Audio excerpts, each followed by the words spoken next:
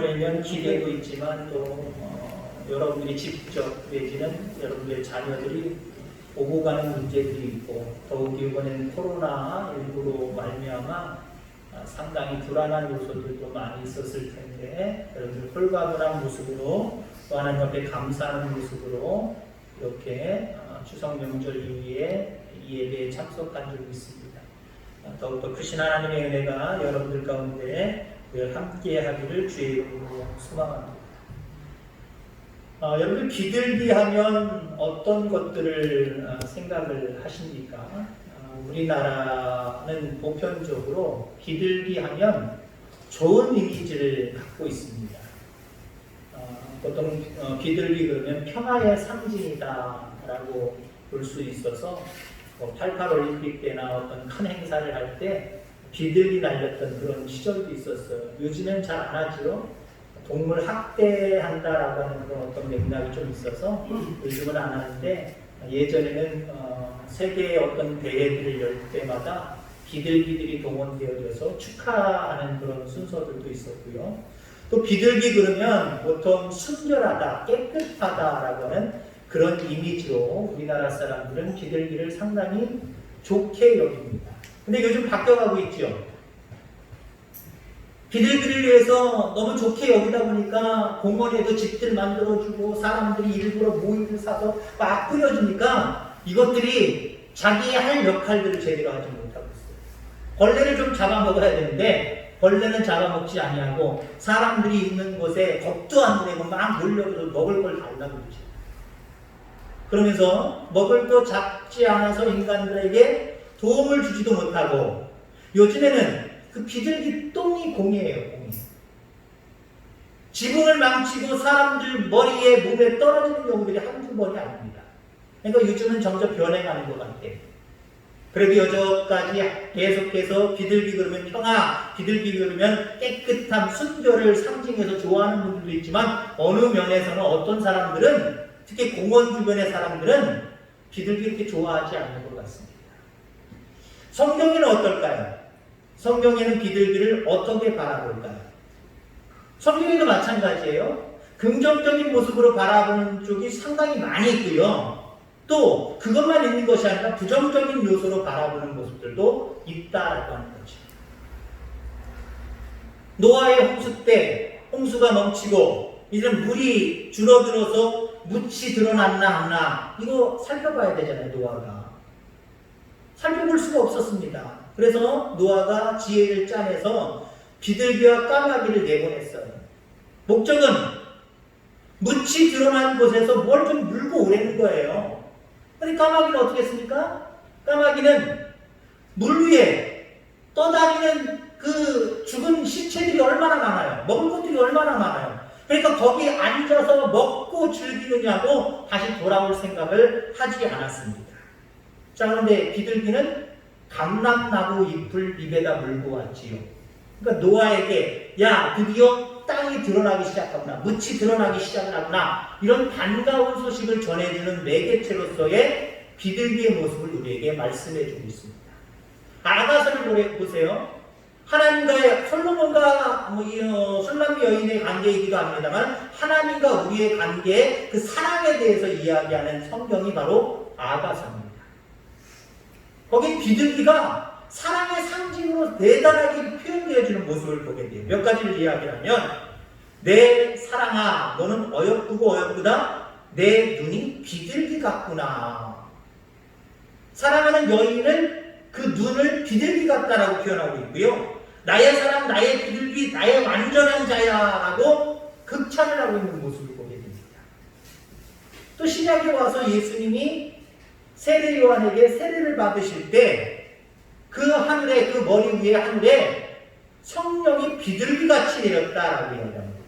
성령을 말할 때도 비둘기를 보통 이야기를 하지. 자, 이처럼 성경에도 비둘기에 대한 얘기가 긍정적이고 좋은 모습으로 이야기가 되어지고 있습니다. 그런데 오늘 본문을 한번 보세요. 오늘 제목의 말씀처럼 어리석은 비둘기같이 지금 이스라엘 백성들에게 비둘기를 무엇으로 사용하고 있냐면 어리석다라고 하는 모습으로 사용하고 있는 모습을 보게 됩니다. 좀 부정적이지. 비둘기같이 어리석지 말아라. 어리석은 비둘기같이 행동하지 말아라. 그렇게 살아가지 말아라. 이렇게 호세아 선지자는 말씀하고 있는 모습을 보게 됩니다.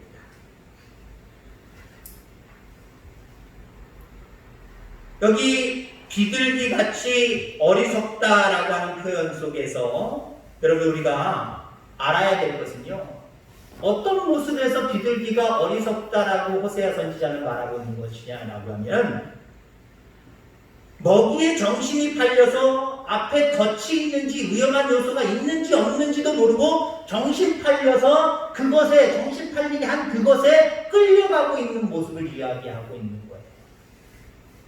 에브라임이라고 이야기를 하는데 에브라임은 뒷부분에도 나오지만 이스라엘 같은 이야기예요.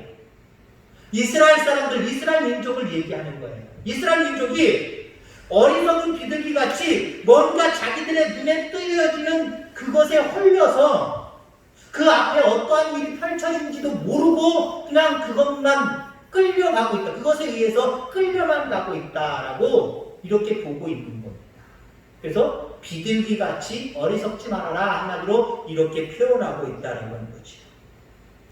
10절 말씀에 보면 그들이 이 모든 일을 당하여도 라고 이야기를 합니다. 그들은 앞서서 얘기했지만 이스라엘 백성들을 얘기하고 있고요. 이 모든 일이라고 하는 이 모든 일은요. 이스라엘 백성들이 원하는 일이 아니에요. 원하지 아니하는 그 어떤 힘들게 하는 것들, 자신을 망하게 하는 것들, 이런 어떤 어려움과 위기를 지금 겪고 있다라고 하는 거예요. 자, 그런데 이런 어려움이나 위기는 하나님께서 그들에게 주시는 한마디로 경고였다라고 하는 거예요. 왜냐하면 많은 선지자들을 보내고 그렇게 이야기를 해도 이스라엘 백성들이 알아듣지를 않았어요. 깨닫지를 못했어요.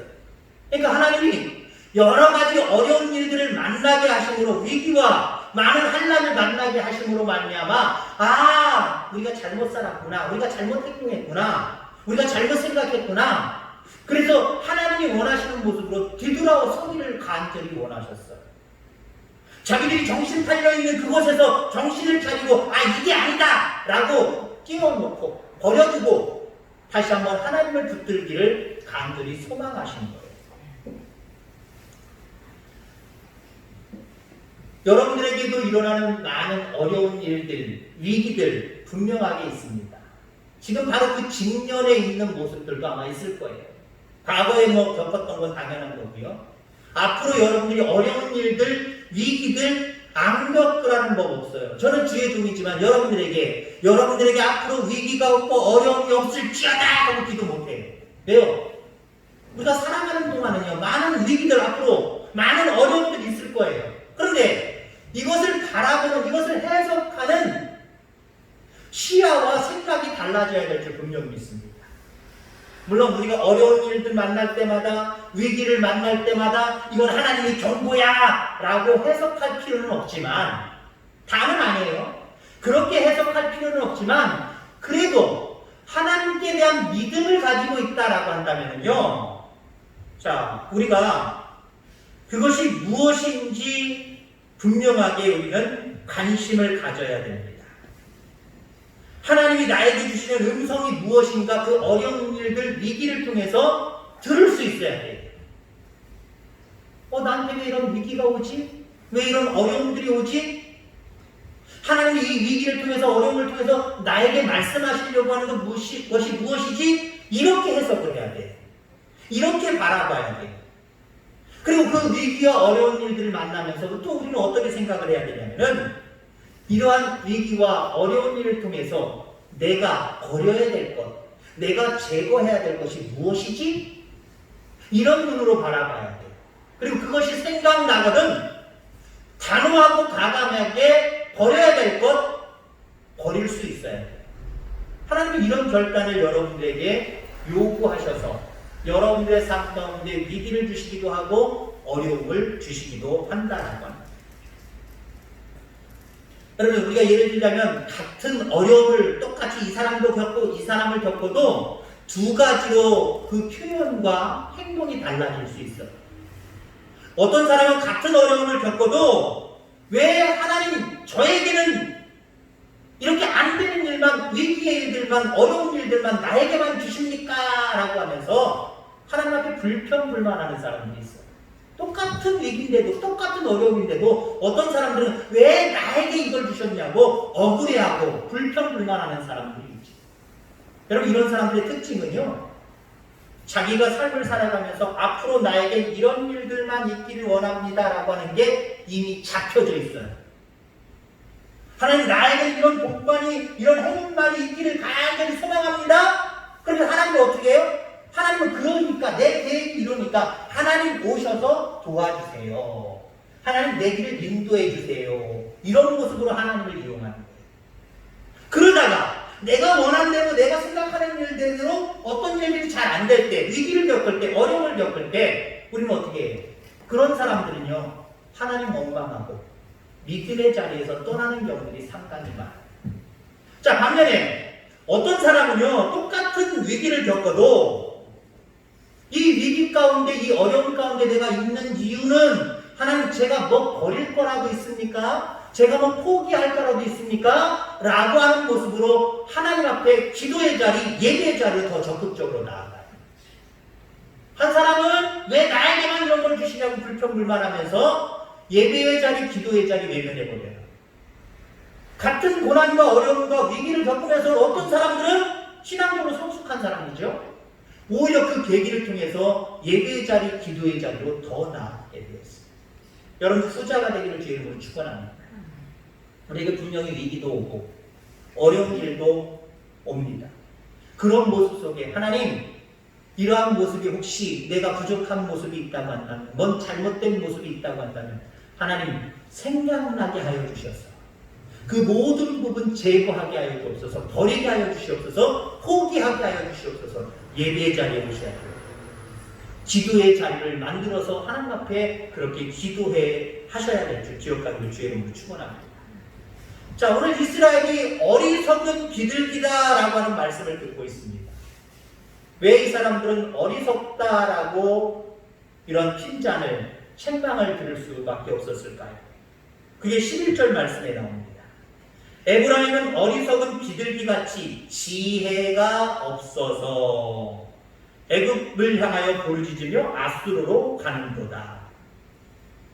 여기 어리석은 이유가 지혜가 없어서라고 이야기합니다. 지혜가 없어서 애굽을 향하여 부르짖었고 지혜가 없어서 아수르로 가고 있다라고 이야기를 하고 있는 거예요. 그 당시 오늘 성경이 본문이 배경이 되고 있는 이 당시에 그 이스라엘 주변의 강대국이라고 할 수 있는 나라가 바로 이 두 나라입니다. 애굽과 아수르.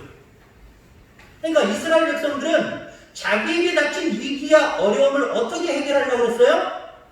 애굽에게 부르짖고 아수르에게 달려가서 도와달라고, 그들만 있으면 이 위기, 이 어려움 다 극복할 수 있다라고 생각했던 거예요. 뭐가 없어서요? 지혜가 없었어요. 사실은 어떻게 보면 그렇게 될 수 있는 확률이 많아요. 우리가 어때요? 삶을 살아가다 보면 위기도 만나고 어려운 일들을 만나요. 그러면 힘 있는 사람 옆에 있어서 그 사람 의지하면 그 사람의 손 한 번만 슬쩍 어떻게 해줘도요, 문제가 해결될 수가 있어요. 위기가 극복되어질 수도 있어요. 어려운 일들이 금방 해결될 수도 있다라고 하는 거예요. 자, 그런데 그렇게 된다고 할지라도, 안 되는 경우들도 있지만 그렇게 된다고 할지라도 결국 그렇게 하는 사람들이 잃어버리는 게 뭐지요? 이거 중요한 거예요. 결국 하나님을 잊어버리게 된다는 거예요. 하나님과 멀어지게 된다는 거예요. 어떤 위기가 있어서, 어떤 어려움이 있어서 내가 생각할 때 애굽이라고 생각하고 있는, 내가 생각할 때 아수르라고 하는 거 생각할 수 있는 그 힘을 의지하면 문제는 해결될지 모르지만 나와 하나님 사이는 멀어진 거예요. 여러분들은 그렇게 된다면 하나님을 잊어버리고 살아가는 거예요. 13절 말씀에 보니까 나를 떠나 그릇 같습니다. 14절에도 성심으로 나를 부르지 아니하였다. 나를 거역하는도다. 16절에 그들이 높으신 자에게로 돌아오지 아니한다. 그들이 속인다. 이렇게 이야기하고 있습니다.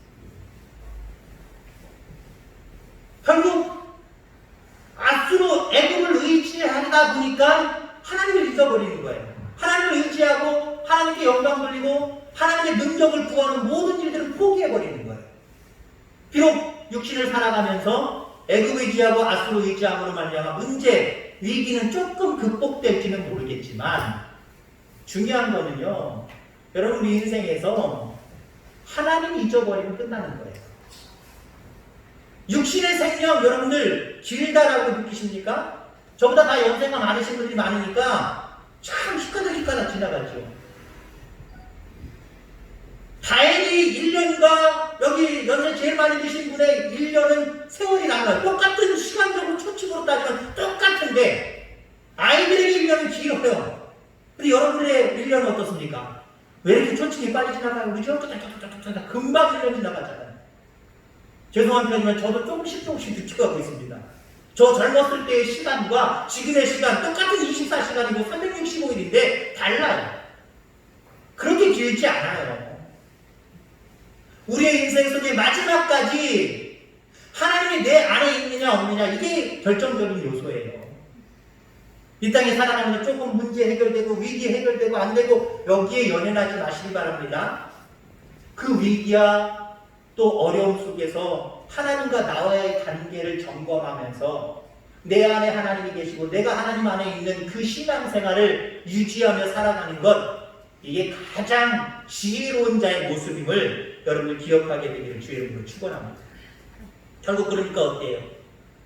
이스라엘은 애굽이 자신들의 도움이 될 줄 알았습니다. 그래 그들에게 부르짖은 거예요. 나 좀 도와주세요. 나를 좀 불쌍히 여기주세요. 하나님 앞에 구해야 될 이런 부르짖음을 애굽 사람들한테 한 거예요. 애굽의 권력자들 왕한테 바로왕한테 한 거예요. 자, 그 결과가 어떻습니까? 오히려 애굽은 많은 군사를 일으켜서 이스라엘을 곤란하게 만들었어요. 어쩌면 조금만 더 시간이 지나면 애굽에 의해서 멸망당할지도 모르는 상황이 왔어요. 그러니까 어때요? 애굽 아닌가 보다. 이번엔 아수르를 좀 의지해보자. 아수르에게 달려갑니다. 아수르에게 갑니다.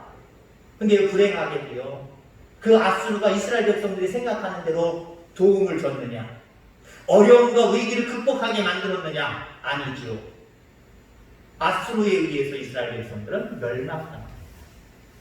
자기들에게 도움이 될 줄 알았는데, 위기와 어려움을 이겨낼 수 있는 힘이 될 줄 알았는데, 그래 그들에게 부르짖었고 그들을 가까이 하느냐고 다가갔는데 오히려 그들이 이스라엘 백성들에게 큰 어려움이 됐어요. 위기가 더 되었어요.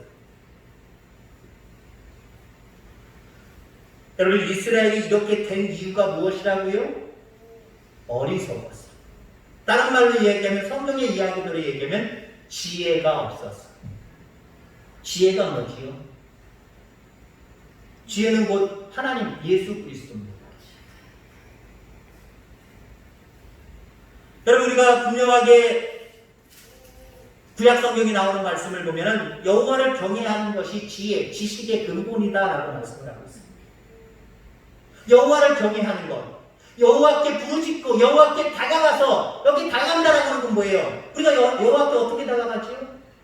예배를 통해서, 나를 드리는 예배를 통해서 그 하나님 앞에 다가가는 거예요. 그 하나님께 부르짖고 그 하나님께 예배를 통해서 다가가면 지혜 있는 자가 되는 거예요. 지혜 있는 자는 다른 거 없어요. 세상에서 물질을 얼마나만큼 모으느냐, 권력을 얼마만큼 가지고 있느냐, 이게 지혜의 어떤 결과물들이 아니에요. 참된 지혜의 결과물은요, 영생이에요. 영생. 그것보다 더 좋은 게 없기 때문에. 영생보다 좋은 게 있어요? 영생보다 더 귀한 거 없어요. 어떤 주일학교 학생이 영생보다 더 귀한 거 있는 거 아냐는 일은 없다? 있어요. 많아요. 뭔데? 1생, 2생, 3생입니다. 여러분, 구원보다 좋은 게 뭔지 아십니까? 넌센스지만 구원보다 좋은 게 10원입니다. 오늘 구원보다 좋은 거, 영생보다 좋은 거 이 세상에 없어요. 근데 우리 너무 착각을 해서 어떻게 하고 있어요? 세상에 나의 위기와 어려움을 극복하게 해줄, 내 소원을 들어줄, 내 소원대로 되게 해줄 애국을 찾고 있어요. 악수를 찾고 있어요.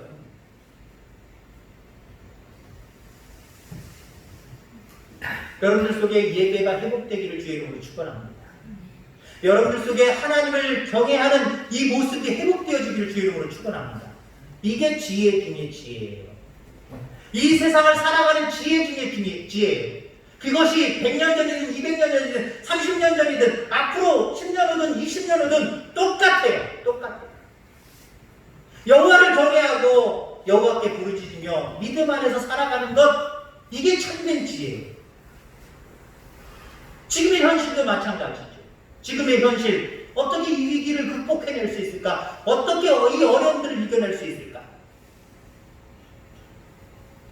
정치적인 얘기 같아서 죄송합니다만 미국의 트럼프 대통령이 마스크도 안 쓰고 코로나 별것도 아닌 것처럼 치부하고 그러니까 그를 추종하는 사람들이 다 그렇다 하고 마스크 쓸 필요도 없고, 아무튼 우리나라가 미국을 바라볼 때는 아주 한심한 행동들을 참 많이 했잖아요. 그 지금 어떻게 됐어요? 여러분 뉴스 통해서 들었겠지만 트럼프 대통령과 그 측근들도 다 지금 코로나 양성에 걸려서 대선 앞에 한 달밖에 안 들었는데 결정적인 위기를 겪고 있어요. 위기를 극복해주게 할 수 있는 대통령이라고 믿었는데 오히려 지금 자기가 다시 대통령에 당선되느냐 못 되느냐 큰 위기 앞에 놓여져 있다니까요. 자기 때문에 나라의 유정자들이, 자기 때문에 많은 사람들이 오히려 전염병에 감염되어가는 이런 모습들이 더 늘어나고 있다니까요. 여러분, 세상의 힘을 의지하고 세상에게로 다가가는 이런 모습들은요, 한마디로 예배를 멀리하는 거예요. 하나님을 멀리하는 거예요. 지금 우리의 현실 앞에서 정말 우리가 의지해야 될 것이 무엇인지, 우리가 바라봐야 될 것이 무엇인지 분명하게 깨닫는 저와 여러분들 다 되기를 주의 이름으로 축원합니다. 오늘 새벽에 누가복음을 말씀을 드리면서 이런 말씀들을 했습니다. 누가복음 7장 31절 이후의 말씀들을 우리가 했거든요. 세례요한이 요단강에서 사역을 할 때 그걸 예배로 비유하면 그 예배는 감격의 도가니, 은혜의 도가니였습니다. 왜냐하면 회개하라 천국이 가까워합니다. 하나님의 메시지를 선포할 때 그들이 듣고 회개 역사가 거기에 벌어졌거든요. 그리고 세례 요한이 말 그대로 그 요단강에서 세례를 주었어요. 세례는 은혜 중에 은혜 아닙니까? 내가 이제 모든 죄를 사함받고 하나님의 자녀가 되었다는 놀라운 구원의 결과물들 아닙니까? 그러니까 그 요단강에서 세례 요한을 통해서, 세례 요한 목사를 통해서 드려진 예배는 정말 신령과 진정한 예배였고 감격의 도가니, 은혜의 도가니가 되는 그런 예배였습니다. 그런데 거기에는 그렇게 그 하나님의 은혜에 감격하며 은혜 충만한 자들만 있었던 것이 아니라 거기는 또 다른 사람들이 있었어요. 바리새인들과 율법사들입니다. 이들은 그 예배의 방관자가 되었고요, 구경꾼이 되었습니다. 왜요? 그들은 회개하라고 하는 말씀 가운데 그 말씀을 듣고 회개하지 않았어요. 세례 요한이 세례를 베풀어 주겠다고 이야기해도 세례를 받는 자리로 나아가지 않았어요. 그 은혜의 자리, 감격의 자리에 이 바리새인들과 율법교사들, 율법사들은요, 예배 실패자들이 되었어요. 예배 실패자가 되었어요. 자, 이런 이야기를 하시면서 예수님이 그 누가복음 그 7장에 어떤 비유를 말씀하셨냐면은 시장에서 장례놀이와 결혼식 놀이를 하는 비유를 들으셨습니다. 옛날에 참 놀이거리들이 없었죠. 자연에 있는 여러 가지 현상들, 여러 가지 상황들, 모든 것들이 다 구경거리였고 다 모든 것들이 다 놀이거리였습니다. 근데 그 당시 아이들이 어떤 놀이를 했냐면 장례놀이를 했어요. 장례놀이는 다른 게 없었어요. 한쪽에서 아이고 그러면 저쪽에서 우는 흉내를 들으면서 뚝짝을 맞추면서 노는 거예요. 근데 바리새인들과 하나님께서 복을 하는데 왜 우는 흉내를 내지 않니? 라고 이야기를 하고 있어요. 또 그 당시에는 결혼식 놀이가 유행했습니다. 어떤 놀이냐면은 누군가가 진짜 악기를 불든지 아니면 입으로 그냥 입 나팔을 불든지 무슨 나팔처럼 부는 거예요. 노래를 연주하는 거예요. 그럼 한쪽에서는 야 잔칫날인가 보다 잔치집인가 보다 신나게 나와서 막 춤을 추고 막 그랬어요. 이게 공짝이 맞아야 놀이가 재미난 거예요. 근데 바리새인들을 향하여서 너희들은 궁짝도 못 맞춘다는 거예요. 궁짝도 못 맞춘다. 그럼 박장대소라는 말이 있죠. 박장대소는 이 사람 박장, 대소까지 갈 필요 없어요. 이게 박장이에요. 두 소리 마주쳐야 강력한 소리가 나는 겁니다. 한쪽이 안 움직이면 소용이 없어요. 안 움직이면 나긴 나는데 그렇게 우레와 같은 소리가 아니에요. 한쪽이 비켜버리면 아무 소리도 안 나요. 한쪽에서 이걸 막아버리면 아무것도 못해요. 시도도 못해요. 그럴 때 우리 하나님이 웃으시는 거예요. 하나님 앞에 여러분들과 성령이 또 말씀을 전하는 자와 말씀을 받는 자가 그 예배 속에 신령과 진정으로 아멘하며 화답하며 예배하는 이 모습 속에 하나님이 웃으시는 거예요. 여러분들도 웃게 되는 거예요. 이게 하나님이 주시는 지혜고요.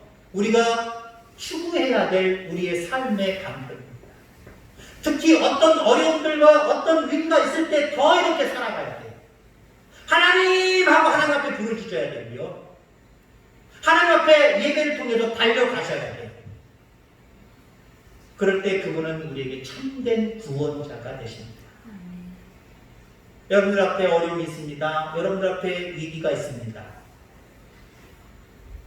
애굽으로 달려가시겠습니까? 아수르로 가서 부르짖겠습니까? 여러분들 앞에 어떠한 위기와 어떠한 어려움이 있을지라도 늘 여러분들은 하나님께 부르짖고 하나님께 예배를 통해서 나아가는, 그리고 문제 해결받을 뿐만 아니라 하나님을 기쁘시게 하고 하나님 나라의 상급 쌓는 저와 여러분들 다 되기를 주의 이름으로 축원합니다. 기도하겠습니다. 하나님 아버지,